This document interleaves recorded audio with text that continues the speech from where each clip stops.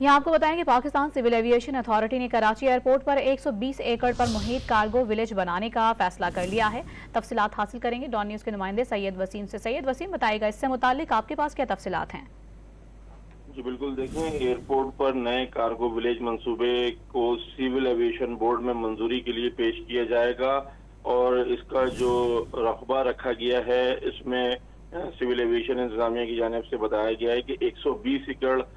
पर मुहित बड़ा cargo village बनेगा और इसको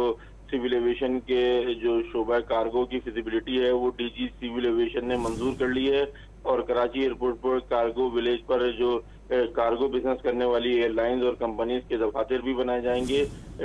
जिससे कराची एयरपोर्ट पर नए कार्गो विलेज मंसूबे को जो है बनाने के बाद जो मुल्की और गैर मुल्की एयरलाइंस और कंपनियां हैं वो इरादा किया जा रहा है कि ये बात सामने आ रही है कि जो एयरलाइंस और कंपनीज हैं वो पाकिस्तान आएंगी, जिससे जो पाकिस्तान सिविल एविएशन है उसको बेहतर ज़रिया मुबादला हासिल हो सकेगा। बहुत शुक्रिया सैयद वसीम आपका तफसीली तौर पर आगाह करने के लिए।